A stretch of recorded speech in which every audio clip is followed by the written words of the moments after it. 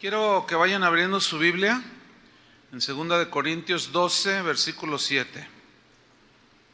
Este tema que voy a tratar lo he titulado Bástate mi gracia. Bástate mi gracia. Y vamos a leer 2 de Corintios 12, 7 al 10. Sígame ahí en la lectura, por favor. Dice: y para que la grandeza de las revelaciones no me exaltase desmedidamente, me fue dado un aguijón en mi carne, un mensajero de Satanás que me abofetee, para que no me enaltezca sobremanera. Respecto a lo cual 3 veces he rogado al Señor que lo quite de mí, y me ha dicho: bástate mi gracia, porque mi poder se perfecciona en la debilidad. Por tanto, de buena gana me gloriaré más bien en mis debilidades, para que repose sobre mí el poder de Cristo. Por lo cual, por amor a Cristo, me gozo en las debilidades, en afrentas, en necesidades, en persecuciones, en angustias, porque cuando soy débil, entonces soy fuerte. Fíjense que recibí un correo en esta semana que confirmó lo que el mensaje que Dios estaba poniendo en mi corazón para compartirles. El correo es de una hermana de aquí de Casa de Oración, lo voy a leer. Dice: amado pastor, soy miembro de Casa de Oración desde hace 4 años. Hace 15 días me detectaron un tumor de 16 centímetros en mi ovario derecho. Ya estoy siendo atendida y hasta ahorita, gracias a Dios, parece que no es cáncer. Pero me han surgido muchas preguntas. ¿Por qué hay niños con cáncer? Decía. ¿Por qué a algunos los atacan enfermedades tan devastadoras? Yo soy candidata a desarrollar el cáncer, pero para mí ha sido tan triste ver tanta y tanta gente haciendo fila para tomar sus quimioterapias. ¿Qué dice Dios sobre esto? Pues sí tiene algo que decir Dios. Dice: ¿está escrito que esto sucedería? Pues no, ¿verdad? ¿Qué palabra de consuelo podrían recibir estas personas que luchan con tan grave enfermedad mortal? Bueno, la palabra de consuelo es: cree en el Señor Jesucristo y serás salvo, ¿verdad? Como siempre, pastor, le agradezco y le amamos junto con mi familia. Entonces, vemos que la pregunta de esta hermana es legítima. ¿Por qué? ¿Por qué? ¿Por qué? Otros me han dicho: ¿por qué estoy sufriendo con esta enfermedad? Otros preguntan: ¿por qué estoy pasando tantas necesidades? Otros dicen: ¿por qué he vivido tantas injusticias?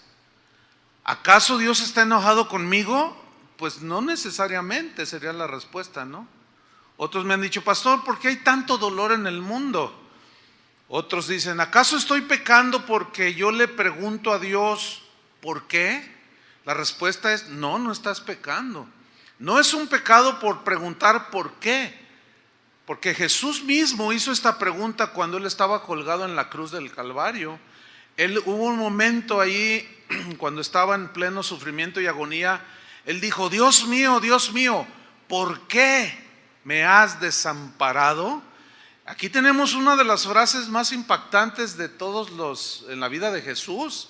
El grito de Jesús: Dios mío, ¿por qué me has desamparado? ¿Cómo entender esa pregunta de Jesús? ¿Bajo qué contexto debemos de entenderlo? Lo voy a explicar. Cristo era 100% humano, era 100% Dios, tenía toda la naturaleza divina, pero también tenía un cuerpo semejante al nuestro. Él como humano se cansó, tuvo sed. Él como humano tenía que dormir, tenía que comer. Entonces, Cristo como humano se identificó con nosotros en el dolor, en la injusticia, en la aflicción. Entonces, Cristo entiende nuestras preguntas y dudas cuando estamos en aflicción. Él entiende nuestra angustia humana.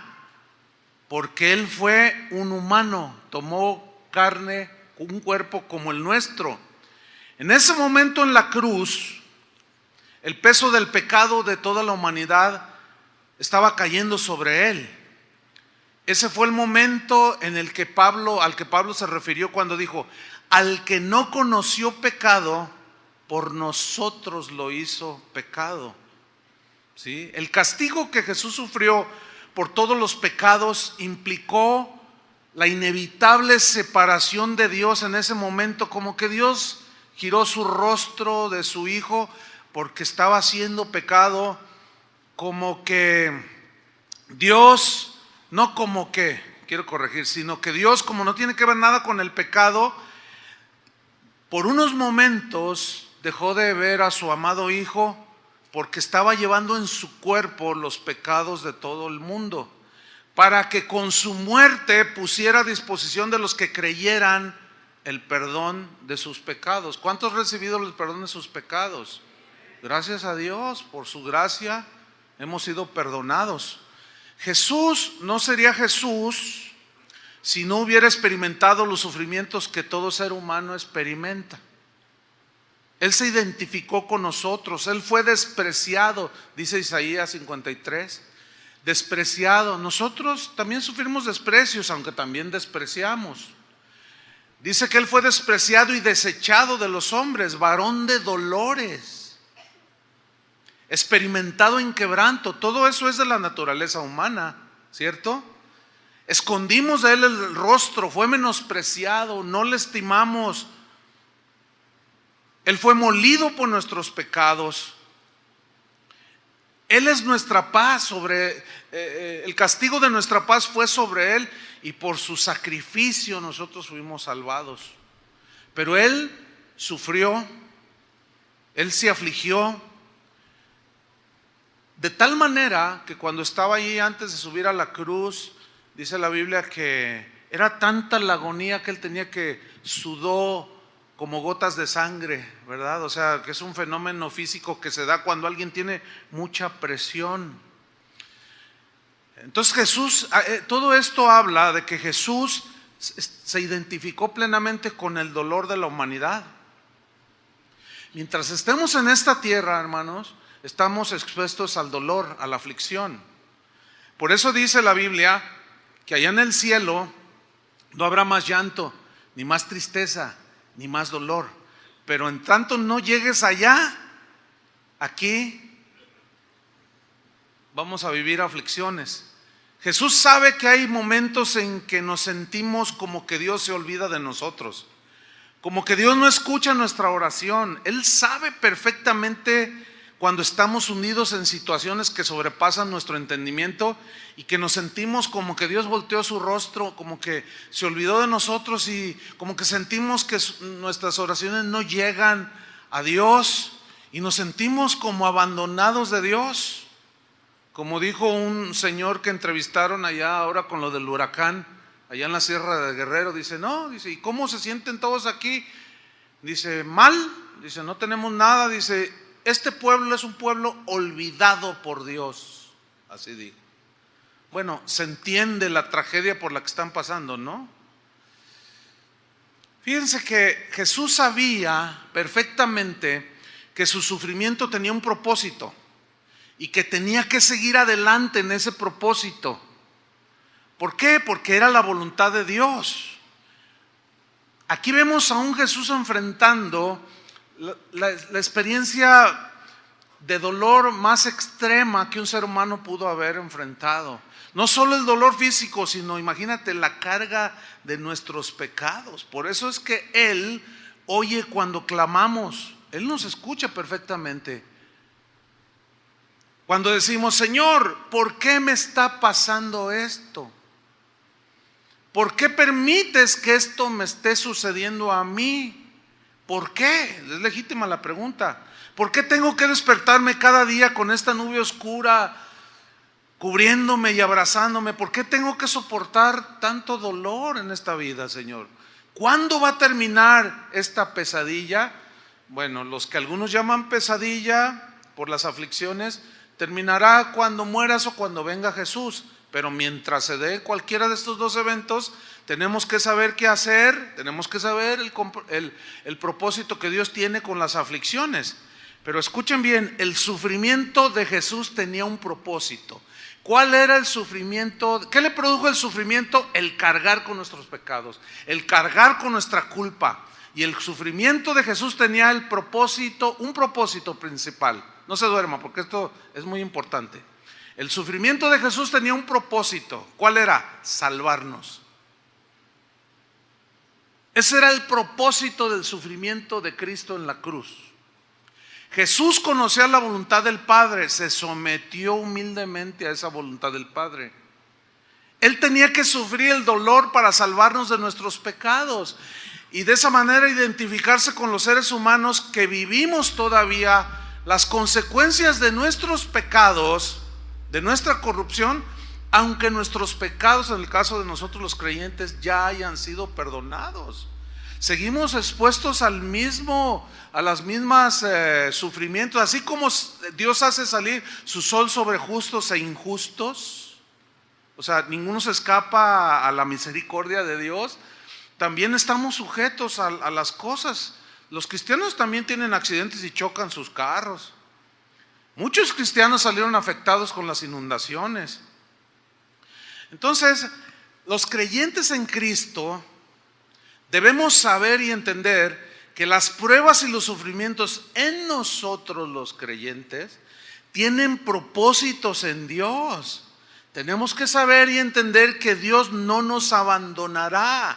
¿Por qué? Porque en el caso de nosotros ya nuestros pecados han sido perdonados. Sin embargo, sufrimos, padecemos cosas, dolor, que angustias, que nos afligen, ¿sí? Sin embargo, Él estará con nosotros en medio de las pruebas que nos traen dolor, porque el sufrimiento de nosotros no es para expiar nuestros pecados, eso no es bíblico, ¿sí? Acuérdense que lo que Él pide, lo único que pide es que confiemos en Él. En Juan capítulo 16, búsquelo conmigo, Juan 16, 32 y 33. Ahí Jesús dice algo muy importante. Dice, he aquí la hora viene, y ha venido ya, en que seréis esparcidos cada uno por su lado, y me dejaréis solo. ¿Qué está experimentando Jesús ahí? La soledad. Soledad. ¿Te has sentido solo alguna vez? Jesús también estuvo solo, se sintió solo. Pero mira el contraste, que es de lo que tenemos que aprender. Me dejaréis solo, mas no estoy solo, porque el Padre está conmigo. En realidad, como Dios, Él nunca perdió su divinidad en la cruz, ¿entienden? Como humano cargó nuestros pecados porque nosotros merecíamos ese castigo. Pero ¿se acuerdan cuando Jesús dijo, he aquí yo estoy con vosotros nada más 10 días al mes? ¿Así dijo? Todos los días hasta el fin del mundo. Es decir, que ahora nuestras aflicciones y sufrimientos, Dios promete estar ahí, aunque nosotros sintamos como que no está ahí, como que nos abandonó, como que no nos escucha. Pero de eso se trata el mensaje, de hacernos entender que nos basta la gracia de Dios en medio que nos capacita para enfrentar las aflicciones de la vida. Ahora fíjate el versículo 33. Dice, estas cosas os he hablado. O sea, ustedes me van a dejar solo, pero el Padre está conmigo. Pero Él está hablando de su sacrificio que en unos pocos instantes después iba Él a sufrir. Dice, estas cosas les he hablado para que en mí tengáis paz.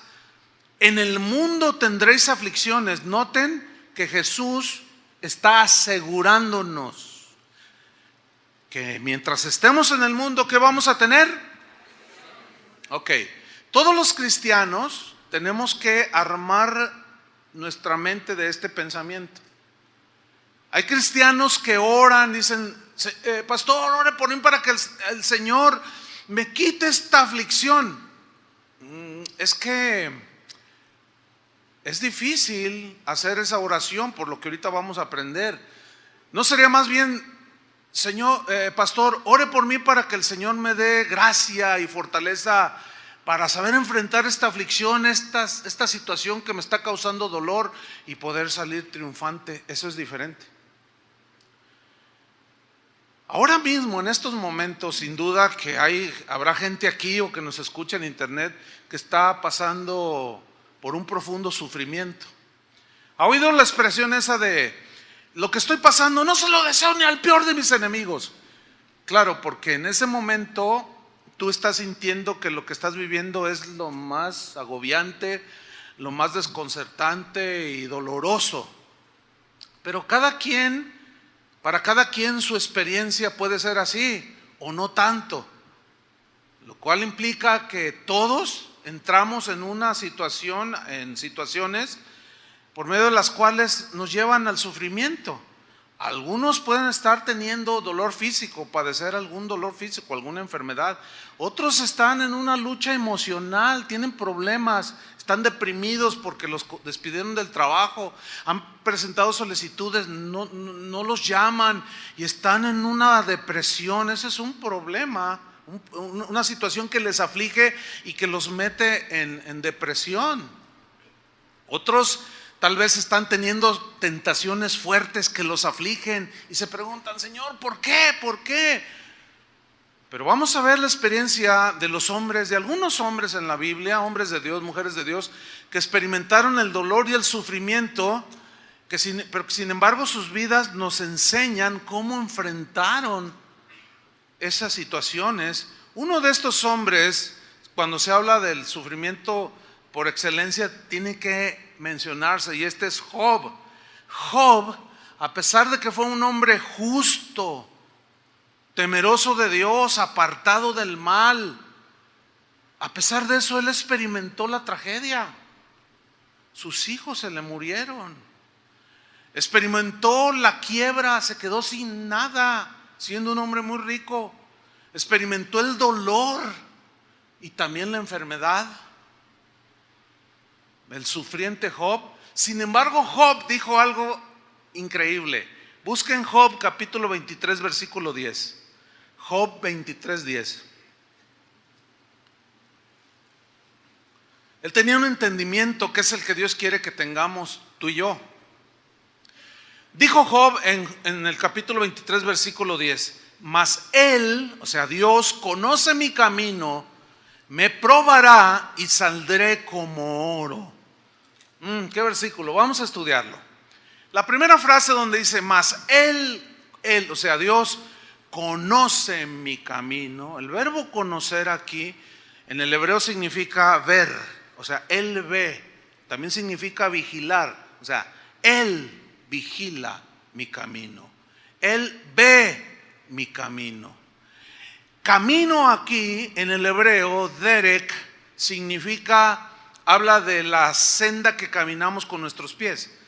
Alude a cada paso que tú y yo damos en esta vida. ¿Qué senda estamos nosotros caminando?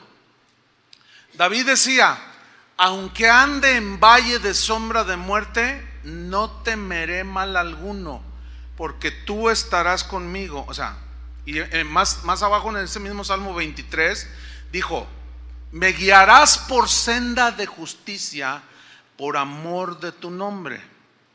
Ok, me guiará por sendas de justicia. ¿Cuáles son las sendas de la justicia de Dios? Son sus caminos. Y Él nos va a guiar en esos caminos. Cuando Él te guía Él te quiere enseñar, por ejemplo, la misericordia, Él te va a guiar por la senda de la misericordia. Cuando Él quiere enseñarte a perdonar, te va a guiar por la senda del perdón. Pero fíjense, curiosamente o paradójicamente, caminar las sendas de Dios nos producen dolor. Porque si Él quiere enseñarte a caminar por la senda del perdón es porque te han ofendido, y eso produce dolor. Cuando Él quiere que camines por la senda de la santidad es porque nuestros pies se han ensuciado, ¿verdad? Y nos aflige el darnos cuenta que hemos pecado, y nos producen dolor, aflicción. Cuando Él quiere que aprendamos la senda de la fe y la confianza en Él, de la dependencia de Él, Él como que nos mete en escasez.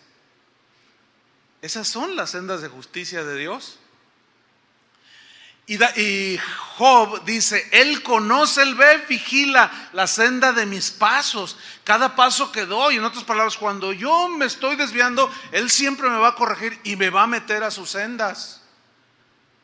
Aunque esas sendas me produzcan dolor. Míralo, David lo que dijo con el mismo entendimiento. No tienes que buscarlo, se los voy a leer. Ustedes conocen el Salmo 139. Oh Jehová, aquí está de nuevo. Tú me has examinado y conocido. Tú has conocido mi sentarme y mi levantarme. Es exactamente el mismo principio. Él ve, mas Él ve mi camino. Has entendido desde lejos mis pensamientos. Has escudriñado mi andar. Ahí está. Y mi reposo. Y todos mis caminos te son conocidos. Aún no está la palabra en mi lengua. Y aquí, oh Jehová, tú la sabes toda. Detrás y delante me rodeaste y sobre mí pusiste tu mano. Tal conocimiento es demasiado maravilloso para mí. Alto es, no lo puedo comprender. O sea, significa que rebasa mi entendimiento. El saber que Dios ve, conoce todo, está en todos lados, es todopoderoso, conoce todo, sabe todo. Antes de que yo lo diga, Él ya sabe lo que yo voy a decir. Antes de que lo piense, Él ya sabe lo que yo voy a pensar. Confiar en el Dios que todo lo sabe y todo lo puede, créanmelo, que es lo mejor que podemos hacer, ¿sí o no? Porque como todopoderoso y como soberano, Él tiene dominio y control de todas las cosas. Ahora, sigamos con Job 23:10. Mas Él conoce mi camino. Y luego dice algo bien tremendo. Me probará y saldré como oro. Aquí la frase me probará es del hebreo bakhan. Esa palabra es la que se usa para describir cómo un metal es metido al crisol para fundirlo y purificarlo. Entonces, metafóricamente significa examinar el corazón para purificarlo. O sea, Él va a probar mi corazón, lo va a meter en el horno del crisol para purificar mi corazón. En otras palabras, me fundirá como se funde el oro para purificarme de las impurezas de mi vida. Limpiará mis actitudes negativas, mis pensamientos malos y mis acciones que ofenden a Dios y a los demás. ¿Cuántos de ustedes han alcanzado la perfección? Nadie, ¿verdad? Tenemos acciones, pensamientos, omisiones que ofenden a Dios y que ofenden a los demás. Bueno, Dios va a purificarnos para ir dejando esas cosas. El problema aquí es que la purificación produce un dolor, una aflicción y, ¿por qué no decirlo?, hasta un sufrimiento. Pero Job tenía un entendimiento muy vasto al respecto. Por eso dijo, Él conoce mi camino, me probará, y dijo, y saldré como oro. Cuando Job estaba diciendo esta frase, y saldré como oro, tenemos que recordar que Job era un hombre rico, fue un hombre rico, que tenía oro. En aquel entonces el oro ya se trabajaba, ya se sacaba de las entrañas de la tierra. Los procedimientos para extraer el oro puro, hasta la fecha siguen siendo meterlos en el fuego, a una temperatura extrema, para limpiarlo de impurezas. Todos los metales, incluyendo el oro, tienen características propias del mismo metal. El oro no es la excepción. Cuando Job dice, Dios me va a probar, o sea, me va a meter en el crisol, él está tomando la figura del oro material metido en el horno para purificarlo. Él lo tenía en mente cuando dijo, me probará y saldré como oro. Porque sin duda que de alguna manera él estaba entendido en la purificación del oro. Y el oro tiene varias características. Yo quiero mencionar tres. Una es la densidad del oro, otra es la maleabilidad del oro y la otra es la brillantez del oro. Ok, vamos a ver primero la densidad del oro. El oro, al fundirse, es purificado de las impurezas con las que viene mezclado. No sé cuántos de ustedes han visto o han leído o han estudiado, pero yo he visto en la televisión, en los canales que valen la pena ver, cómo extraen el oro de la tierra. Son minas, le llaman, ¿no? O yacimientos. Entonces ellos empiezan a escarbar y sacan montones, toneladas de piedras, lodo. Entonces los meten en unas máquinas y los van como procesando, van separando las piedras más grandes, luego las más pequeñas, hasta que queda poquito, así como lodo negro y muchas cosas, y una que otra cosita que brilla. Bueno, eso lo meten posteriormente al crisol o al fuego para quitar todas las aleaciones y mezclas con las que viene el oro, ¿sí? Entonces lo meten al fuego y sacan una pepita así de 50 gramos, ¿sí? Ahora bien, ayer yo pregunté que cuánto costaba, así para actualizar, cuánto costaba el gramo de oro de 24 quilates. Y un hermano que es joyero levantó la mano. Le dije, ¿hay algún joyero? Y él levantó la mano. ¿Cuánto vale? Le pregunté, el gramo de oro de 24 quilates. Y dice, el gramo vale 600 pesos. Ok, entonces, ¿cuánto vale un kilo de oro de 24 quilates? 600,000 pesos. Bueno, hay oro de 18 quilates. Vale menos el kilo. Hay oro de 10 quilates, 12 quilates todavía. Vale menos. Hay oro de 10 quilates hasta llegar a 8 quilates. Ahora, el quilataje es lo que determina el valor del oro. O sea, el de 24 es más puro. Entonces aquí está un principio y Job lo tenía en mente. A más pureza del oro, más valor.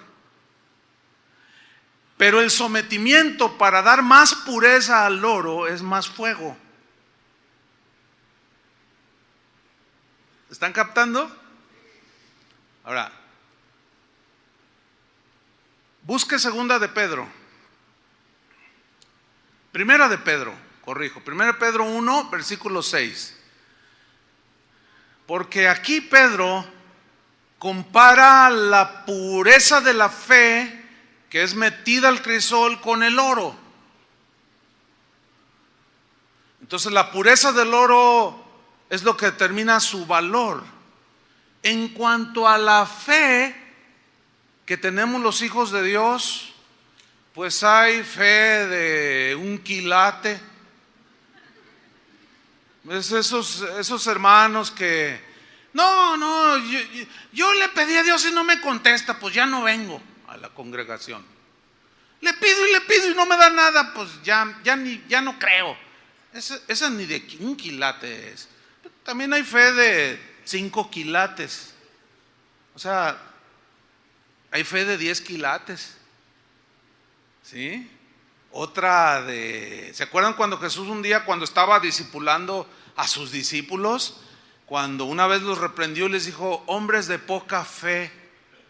En ese momento Él estaba tratando con ellos y poco a poco les iba aumentando el calor del crisol, del fuego al crisol para purificar su fe. Y en ese momento su fe era como de 5 quilates.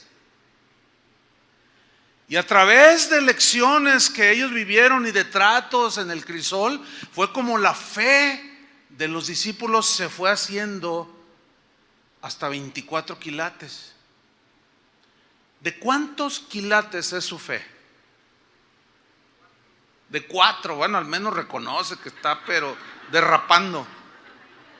¿De cuántos quilates es su fe? Es una buena pregunta, ¿no? Ahora, ¿cuántos quieren una fe de 24 quilates, pura? ¿Seguros? Entonces, ¿están listos para que el fuego arrecie? Bien. Primera de Pedro 1:6. Estas son palabras de alguien que en sus inicios tenía una confianza en Dios, una fe de un quilate. Pero a medida que fue pasando experiencias que lo hicieron llorar, como el haber negado a su Señor, cuando Jesús le dice: Pedro, Satanás me ha pedido permiso porque te quieres zarandear como a trigo, y yo he rogado, dice, para que tu fe no falte. ¿Qué significa eso? Que le dio permiso. Dice: tú me vas a negar. No, ¿cómo crees, Señor? Bien autosuficiente. Yo me muero por ti. Y al rato ya lo estaba negando. Dios tuvo que meterlo al crisol para purificar su fe, y eso lo hizo llorar amargamente, sufrió. Y ese mismo fue el que escribió esto, 1 Pedro 1:6. En lo cual vosotros os alegráis, aunque ahora, por un poco de tiempo, si es necesario, tengáis que ser afligidos. Esto en el griego implica angustia, estrechez, dolor, en diversas pruebas. Pruebas aquí se refiere meter en el crisol que purifica. Ahora, aquí, ¿qué es lo que el Señor va a purificar? El versículo 7 nos lo aclara. Para que sometida a prueba vuestra fe, ahí está. Ahora aquí la primera frase, sometida a prueba. La palabra prueba en el griego significa meter al crisol. Eso significa prueba aquí. Y es un símbolo de método o forma de purificación del metal. En el caso de los cristianos significa pasar por el crisol, es purificación de todas las cosas que traemos ahí mezcladas. Todo aquello que no debe formar parte de nuestra vida. Para que sometida a prueba vuestra fe. ¿Qué es fe? La respuesta estricta es plena y total confianza en Dios. Eso es fe. ¿Qué es lo que va a meter al crisol el Señor? Nuestra confianza en Él. Porque es lo que va a determinar la manera en que, la fe es la que va a determinar la manera que vamos a enfrentarnos en medio de la aflicción, del dolor, de la prueba. Si tu fe, mientras más pura sea, es más sólida, ¿entienden? Por eso es que dice aquí Pedro, para que sometida, pasada por el crisol purificador, vuestra fe, y luego hace el contraste, mucho más preciosa que el oro. ¿Ven cómo hace mención de la fe como algo mucho más precioso que el oro? Ahora, aquí la palabra preciosa en el griego significa valiosa. Entonces allí cobra más sentido. Para que vuestra fe mucho más valiosa que el oro. ¿Cuántos quieren 1 kilo de oro? De 24 quilates. Sean sinceros. ¿Cuántos quieren 10 kilos de oro de 24 quilates? 6 millones de pesos. Ya hasta gritan. ¿Cuántos quieren fe de 24 quilates? ¿Qué es más precioso? ¿La fe o el oro? Tú puedes tener 10 kilos de oro de 24 quilates y tener fe de 1 quilate. Y Pedro dice: no, mis amados, yo tenía de 1 quilate, yo tenía una fe pero pobrísima. Pero Dios trató conmigo y yo entendí que Él somete a prueba nuestra vida, prueba nuestra fe, o la fe que decimos tener en el Señor. Y la prueba de mi fe, estoy hablando por Él, sintetizando, las pruebas que Dios puso de mi fe me enseñaron y purificaron mi vida y me hicieron confiar plenamente en el Señor. El asunto es que tenemos, en el versículo anterior dijo, tengáis que ser afligidos. en diversas pruebas. La frase diversas pruebas significa multicolor en el griego. O sea, pruebas de todos colores y sabores. Algunos de una manera, otros de otra. Algunos los prueba cesándoles un poco el trabajo, haciendo que su negocio en el cuestión de las finanzas, que su negocio esté ahí como estancado y que los maestros se manifiesten para que no vendas. Entonces tú estás ahí que necesitas vender porque si no tu negocio se va abajo. Y ahí es donde Dios puede estar probando tu fe. ¿Entiendes? Y de diversas maneras. Otros con una situación de conflicto en la familia. Otros con tentaciones diversas y multiformes formas, de múltiples colores de pruebas. Entonces la fe, mucho más preciosa que el oro, sigo allí en el versículo 7, el cual, oro, aunque perecedero, se prueba con fuego, o sea, se purifica con fuego. Ahora dice, sea hallada tu fe en alabanza. Aquí hallar la fe en alabanza significa elogiada por Dios, como la fe de Abraham. La fe de Abraham fue una fe notable. Él le creía a lo que Dios le decía. Así como ves las estrellas, las innumerables estrellas del cielo, así va a ser tu descendencia. Y él le creía.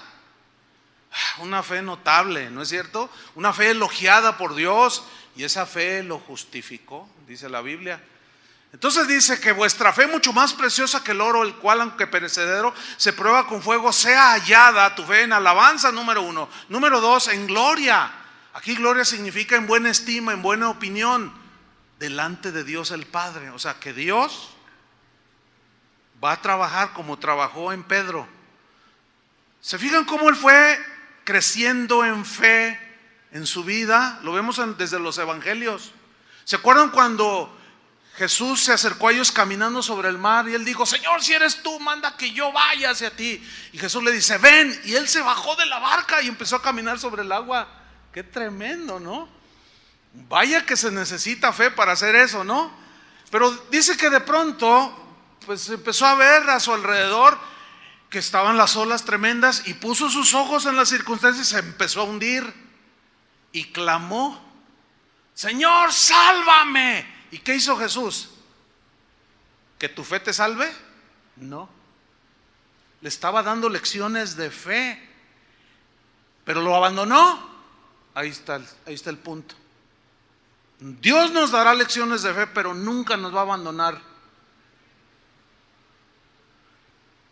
Dios va a permitir que lleguemos al límite, pero nunca va a llegar tarde. Había un momento allí en que si Jesús no les tiende la mano, se ahoga, aunque era un experto nadador, sin duda, un pescador. Yo no creo que haya un pescador que no sepa nadar.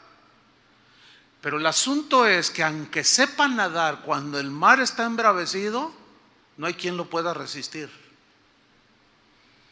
Los nadadores más prodigiosos que se han encontrado en una situación así, muchos se han ahogado. ¿Y qué hizo Jesús? Lo agarró de la mano y lo levantó. Y volvieron los dos a la barca, o sea, volvió a caminar. Pero en otro episodio, cuando está la barca así queriéndose hundir, Señor, sálvanos que perecemos. Y se levanta Jesús y dice, todos calmados, calladitos se ven más bonitos. Tú, viento, mar, calladitos se ven más bonitos. Y todo se acalló. Y luego voltea y dice, ¿dónde está vuestra fe? Ay, toda la vida se la pasaron, porque el Señor los estaba enseñando. El Señor te está enseñando, nos está enseñando, está purificando nuestra fe, aunque eso nos trae aflicción. ¿Están entendiendo? Entonces nuestra fe es más valiosa que el oro, pero tiene que ser purificada así como el oro. Y Job tenía en su mente perfectamente claro cuando dijo, me probará y saldré como el oro. Pero así como yo meto en el crisol el oro y sé cuando está puro, así también sé que mi fe fue probada, está siendo probada y será probada. Como aquel hombre que estaba, aquel artesano de la plata que estaba metiendo en el crisol la plata para purificarla y luego la dejaba que secara un poco y miraba allí y hacía esto. Y estaba allí alguien novato en el oficio.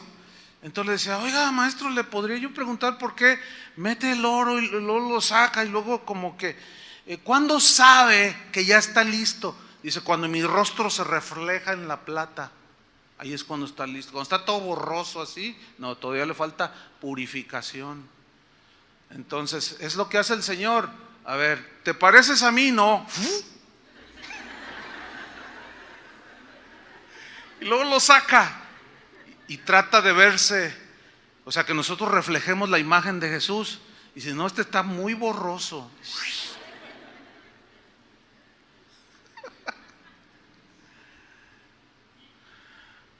Tu fe mucho más preciosa que el oro, el cual aunque perecedero se prueba con fuego, se hallada en alabanza, elogiada por Dios, en gloria, en buena estima de parte de Dios y en honra, dice.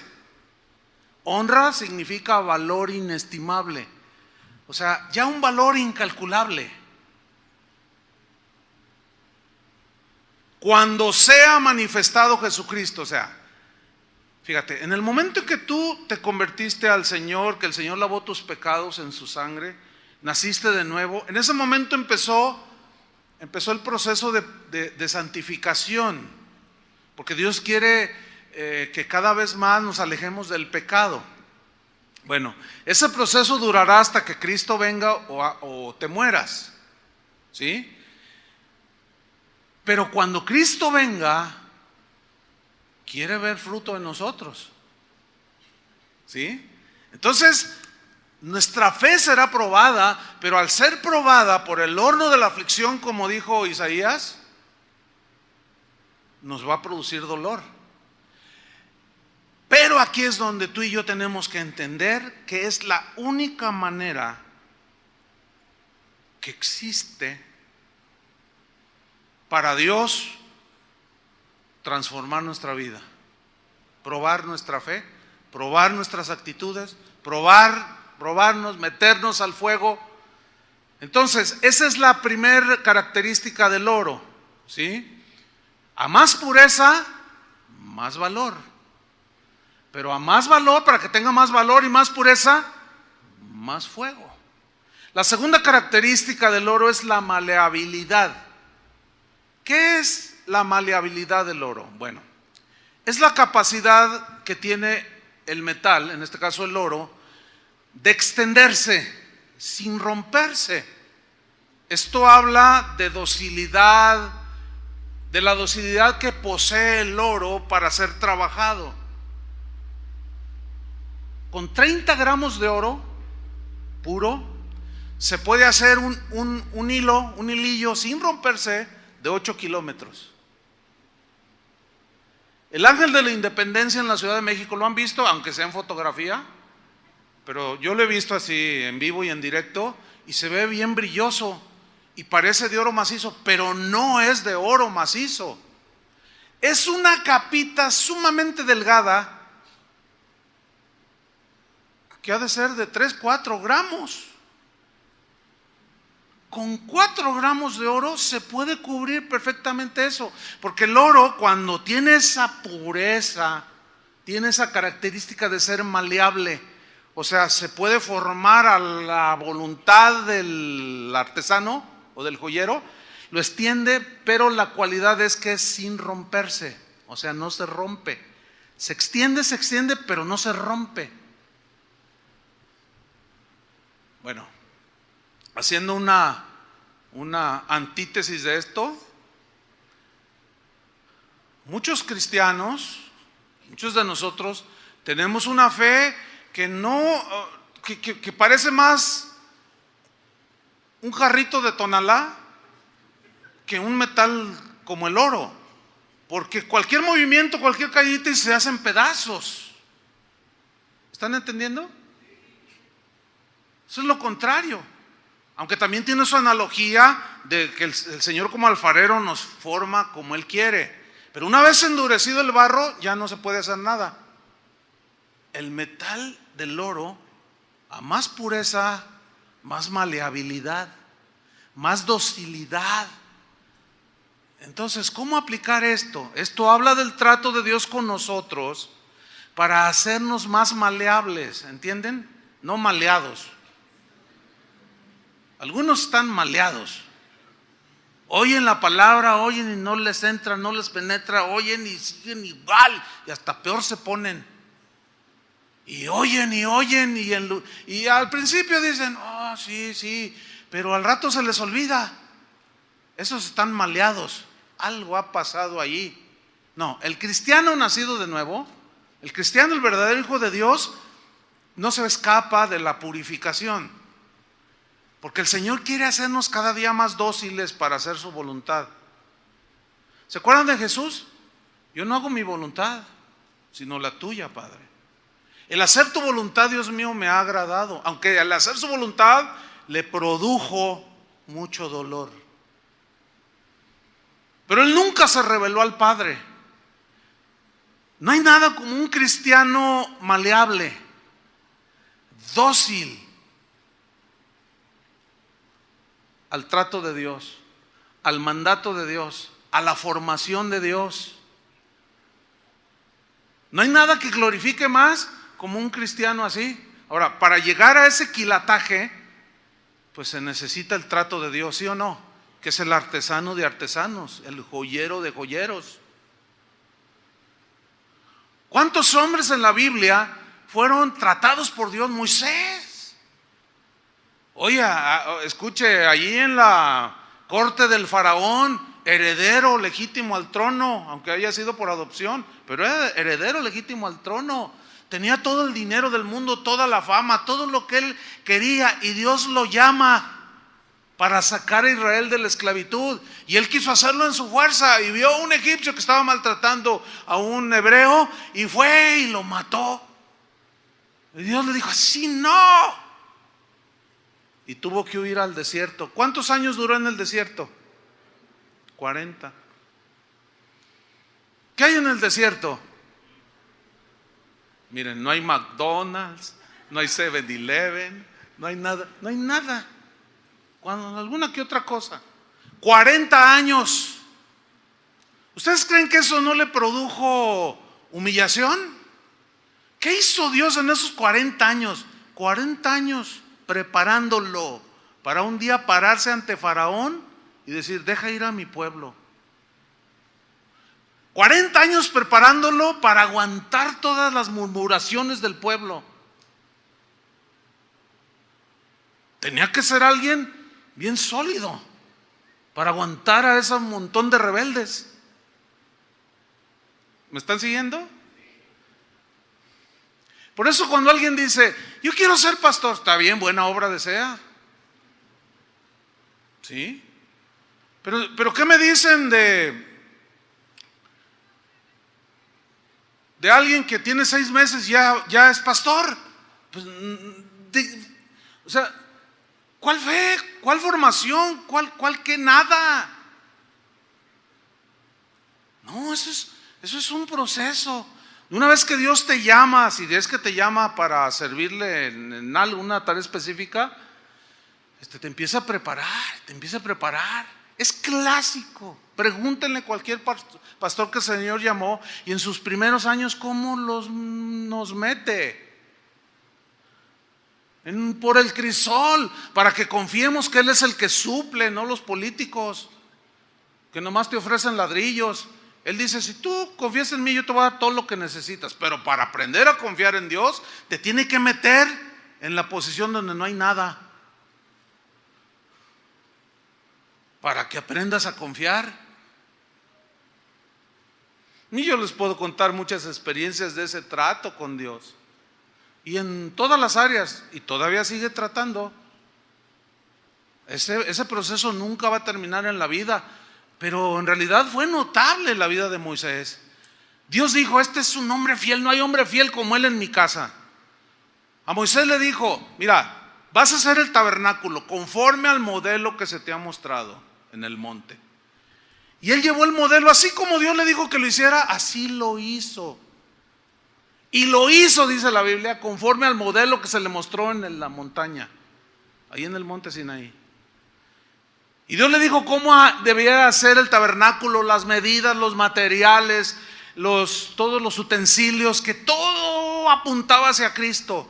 Todo simbolizaba a Cristo, todos eran referencia a Jesús, pero estaba como velado, era simbología, ya apuntando hacia la venida del Mesías. Pero aquí lo que quiero resaltar es que Moisés hizo todo conforme a lo que Dios le dijo cuando se le mostró el modelo. No le aumentó ni le quitó. Moisés era un hombre maleable, de 24 quilates. ¿Y qué me dicen de Noé? Lo mismo. Un hombre que Dios le dijo: hazte un arca de esta madera, la vas a calafatear, vas a hacer así de estas medidas. Y dice en Génesis: y lo hizo tal como Jehová Dios le dijo que lo hiciera. Eran hombres maleables, no maleados. Y luego le dijo: vas a meter parejas de animalitos, los vas a acomodar así. Y dice la Biblia otra vez: y lo hizo tal como Jehová Dios le dijo que lo hiciera. Eso es ser maleable. Esa es la propiedad del oro. Por eso cuando Job dijo: me probará, me meterá al crisol, pero saldré como oro. Él tenía un entendimiento profundo del metal y él entendió la lección. Lecciones de la vida, que también Jesús hablaba de lecciones de la vida, para aplicarlas, ilustrar lo que Dios hace con nosotros. ¿Qué me dicen de Pedro? Bueno, pues ya eso de memoria, de un Pablo. Pero otro ejemplo de trato de Dios es el de Jonás. ¿Se acuerdan de Jonás? Él era un profeta que Dios lo había llamado a ser profeta y él empezó a profetizar. Pero un día le dijo Dios: ve y predica a Nínive, porque esa ciudad es mala en extremo y ya me hartaron con sus pecados. Ve y predícales y diles que se arrepientan. Y dice Jonás, dice ahí en el libro de Jonás, que Jonás sabía que Dios era perdonador. Dice, y no quiso ir, como diciendo: se lo merecen. Merecen el infierno y la destrucción. Y dice que intentó huir de la presencia de Dios. Y fue y pagó un barco para irse a una ciudad y se metió al barco y Dios preparó una tempestad. De tal manera que la barca se hundía. ¿Quién preparó la tempestad? Dios. ¿Tratando con quién? Con Jonás. En su desobediencia, no era maleable. Hubo un momento en que Jonás fue con el capitán del barco y le dijo: mira, yo soy el culpable. Al menos era honrado, ¿no? Porque casi siempre le echamos la culpa a otro. Yo soy el culpable de esta tempestad, pero tírenme al mar y todo esto se va a aquietar. Esto habla de otro principio. Cuando nosotros no somos maleables y entramos en rebelión, dañamos a nuestra esposa, a nuestros hijos, a nuestros seres queridos, a nuestros vecinos, amigos y hermanos en la iglesia. ¿Qué culpa tienen nuestros hijos de nuestra desobediencia? Entonces le dice: tírame al agua y se aquietará la tempestad. Y el capitán del barco le dijo: no, ¿cómo? No, y no le hizo caso.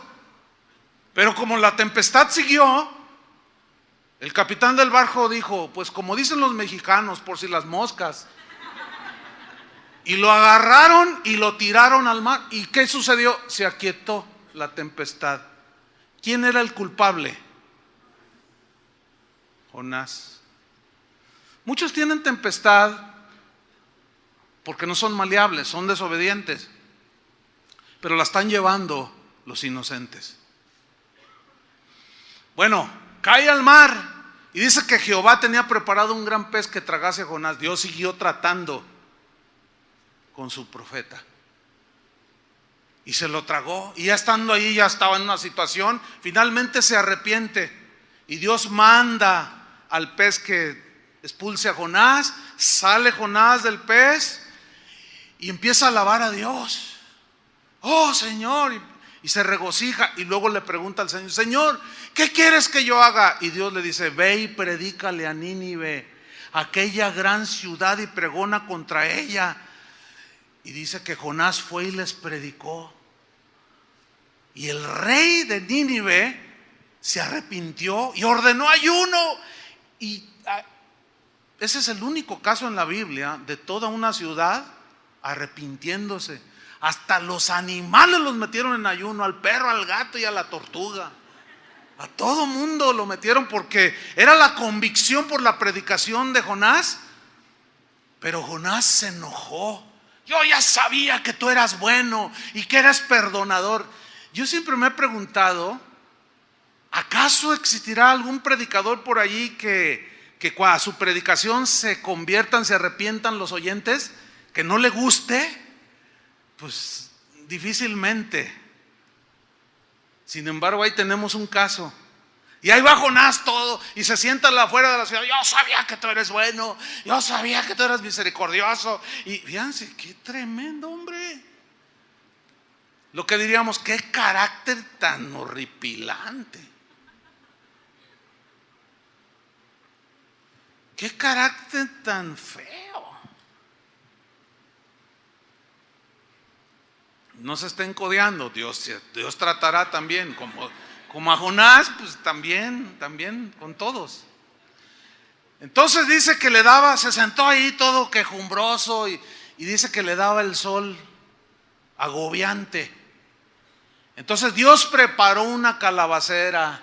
Fíjate, la idea es esta, que creció rápido y le dio sombra y descansaba Jonás del calor del sol.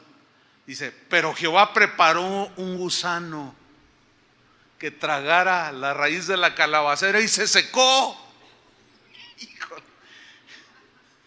Qué increíble, ¿no? El trato de Dios. Entonces Jonás reacciona y dice, no, ¿cómo es posible? Ay, la calabacera se secó. Entonces Dios le dice, tú tienes lástima por la calabacera y no había yo de tener misericordia por 120 personas ahí junto con los animales y toda la ciudad. Dios le estaba dando una lección. Quería que fuera misericordioso como él. Lo estaba formando, lo estaba haciendo maleable. La tercera es la brillantez del oro. Esto habla de la obra de Dios en los creyentes. El oro cuando es puro brilla. Yo tengo aquí mi argolla de 35 años de casado. Nunca me la he quitado, es la misma, es la original. Ahí está, siempre no pierde brillo. Pero saben que estaba yo leyendo algo sobre precisamente el metal y decían, para que el oro, sus joyas de oro, sus anillos mantengan el brillo, dice, no lo exponga a agentes químicos, no les ponga al polvo, el mismo sudor y cosas que agarramos en la mano, en el caso de un anillo, tienden a opacar un poco el brillo. No pierde su valor la joya, pero todo eso simboliza el polvo, otros agentes químicos, otras cosas que opacan un poco el brillo de la joya. Hablan, podemos decirlo así, de las cosas que permitimos nosotros que van opacando el brillo en nuestra vida. ¿Están entendiendo? Mira lo que dice la Biblia en Filipenses 2:13. Filipenses 2:13 dice, porque Dios es el que en vosotros produce así el querer como el hacer por su buena voluntad. Haced todo sin murmuraciones y contiendas, para que seáis irreprensibles y sencillos, hijos de Dios sin mancha, en medio de una generación maligna y perversa, en medio de la cual resplandecéis como luminares en el mundo. En otra versión dice el versículo 15, así como hijos de Dios, limpios y sin falta, viviendo entre gente perversa y mala, de esa forma brillarán entre ellos como las estrellas brillan en la oscuridad. En otras palabras, algo que brilla siempre llama la atención, ¿no? el brillo es la gloria de Dios. ¿Entienden? En la vida del cristiano.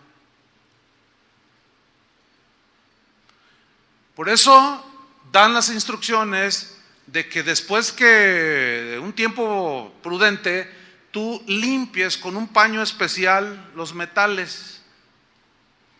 También se raya, el oro se raya al tener roces con otros metales, también se pule. ¿Sí? Entonces todo eso simboliza, todo eso Job lo sabía. También sabía que el oro había que pulirlo de cuando en cuando. Y la Biblia dice, si confesamos nuestros pecados, Él es fiel y justo para perdonarnos y limpiarnos de toda maldad. Otra vez nos pule. Cuando pecamos y confesamos nuestros pecados, Él nos limpia y vuelve a salir el brillo, la paz de Cristo en el corazón, y empiezas a reflejar. ¿Están conmigo? Pero vámonos sobre la historia bíblica final que ilustra este mensaje. El apóstol Pablo. Abran su Biblia en 2 de Corintios 12:1, que fueron nuestros textos que tomamos.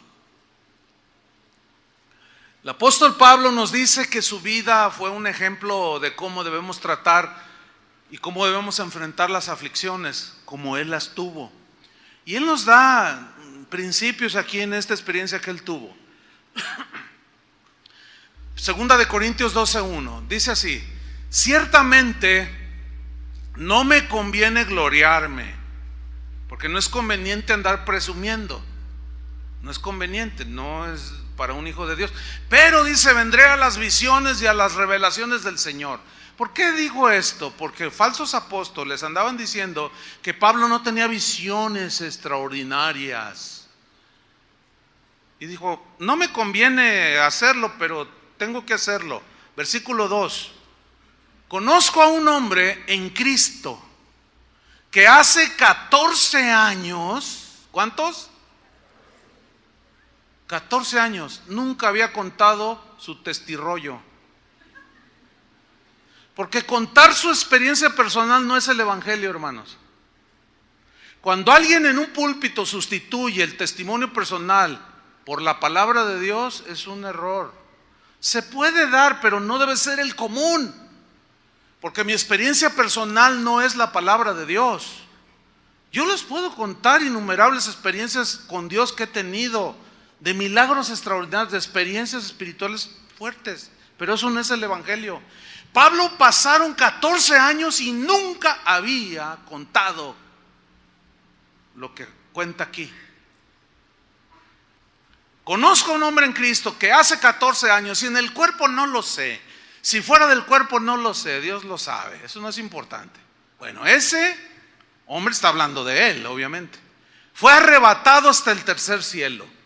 El concepto de primer, segundo y tercer cielo viene desde los judíos, que es el que los cristianos también, aquí vemos a Pablo creyendo lo mismo. El primer cielo es la atmósfera terrestre, aquí pues la tierra. El segundo es donde está todo el universo. Y el tercero es el cielo que no se ve, que es donde está Dios. Bueno, ahí fue arrebatado hasta el tercer cielo, dice.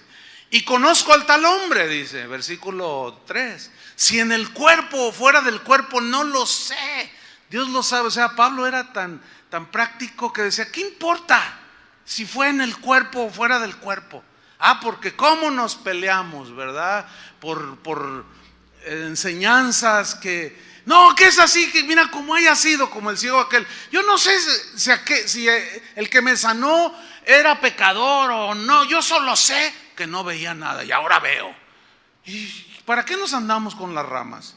Dice Pablo, yo no voy a discutir ni argumentar todo un tratado teológico si fue en el cuerpo o fuera del cuerpo. No lo sé, eso no importa. Dios lo sabe, dice. No es importante eso. Bueno, versículo 4. Que fue arrebatado, ¿a dónde? Al paraíso. Wow. Luego dice, donde oyó ese hombre, o sea, él, palabras inefables, profundas, que no le es dado al hombre expresar, o en otras palabras, que es difícil encontrar palabras para expresar lo que vi.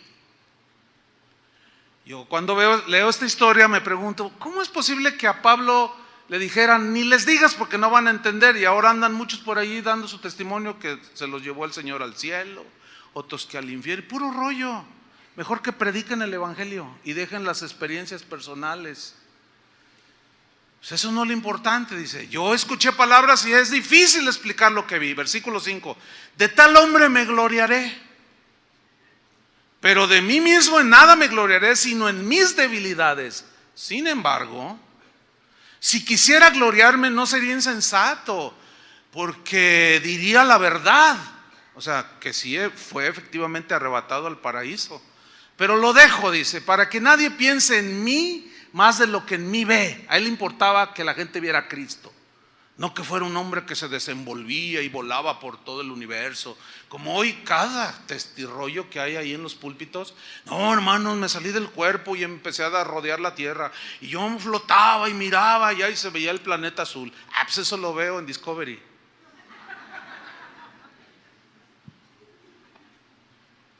Pero se pierden en todas esas cosas y dejan lo más importante, lo que realmente edifica en la vida del cristiano, que es lo que Pablo va a enseñar aquí. Dice, versículo 7, y para que la grandeza de las revelaciones, fíjate cómo complementa él, sí, gran revelación, pero dice, para que la grandeza de las revelaciones no me exaltase desmedidamente, me fue dado un aguijón en mi carne. ¿Quieres experiencias del tercer cielo? Prepárate para el aguijón. Porque cómo se le sube. ¿Quieres saber los misterios y las grandes revelaciones de Dios? Sí, es bueno el conocimiento, ok. A mayor revelación, aguijones, para que no se te suba, para que no te creas el último queso del establo, que tú ya tienes las revelaciones que nadie tiene. Cálmate, porque el aguijón, bueno, Dios se va a encargar de bajártelo. Y Pablo dice, yo entiendo eso, tengo grandes revelaciones, pero para que no me exaltase, Dios me dio un aguijón en mi carne. La palabra aguijón en el griego significa estaca puntiaguda. Carne aquí se refiere al cuerpo físico. Y lo dice, un mensajero de Satanás que me abofetee, para que no me enaltezca sobremanera o desmedidamente. Hay varias interpretaciones respecto al aguijón, pero hay dos de las más congruentes y aceptadas dentro del cristianismo. Una es de que el aguijón se refiere a las persecuciones, causan dolor, ¿no? En la carne, a hambre, peligros, desvelos, estrechez. Todo esto produce aflicción, ¿cierto? Bien. Otra interpretación es que se refería a una enfermedad física. Yo en lo personal pienso que esto es lo más acercado al significado de aguijón en la carne.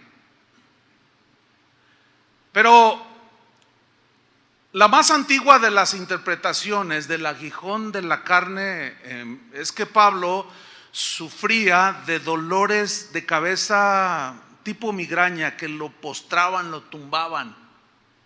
Eso era lo que decían en sus escritos Tertuliano y Jerónimo, de los primeros cristianos de la 2, 3, 4 generación de hombres de Dios, del inicio del cristianismo. Sabemos que Pablo tenía problemas con la vista, porque él dejó unos ahí en Gálatas, y eso podría estar relacionado con los dolores de cabeza. ¿Cuánto? Ya ahora sabemos. Cuando alguien manifiesta dolores de cabeza, lo llevan con un oftalmólogo y lo empiezan a revisar. No, es que estás mal, te vamos a adaptar unos lentes. Se los adaptan, ya ve bien y ya se le quitan los dolores de cabeza. Bueno, ¿se acuerdan que Pablo cuando se convirtió vio una luz que lo deslumbró, la luz de Cristo? ¿Se acuerdan que era Jesús? Y se quedó ciego.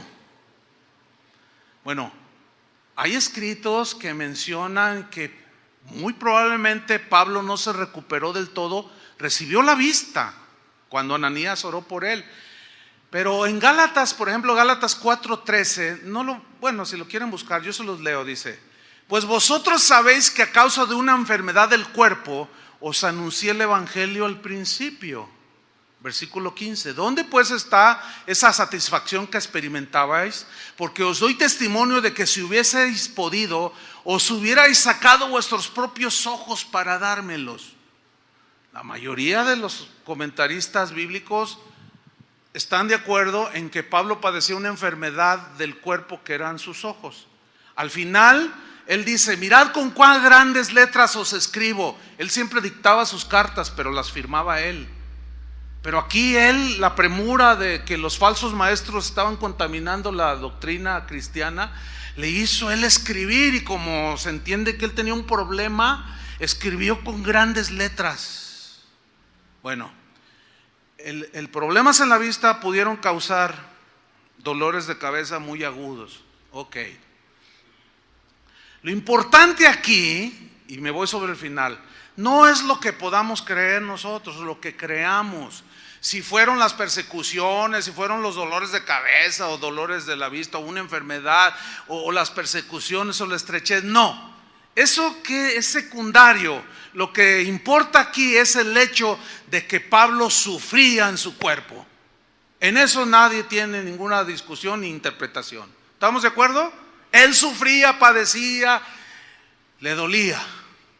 Él tuvo dolor, aflicción, y rogó al Señor. Aquí está, versículo 8. Un aguijón, respecto a lo cual 3 veces he rogado al Señor que lo quite de mí, y me ha dicho: bástate mi gracia. O sea, ¿se lo quitó? No.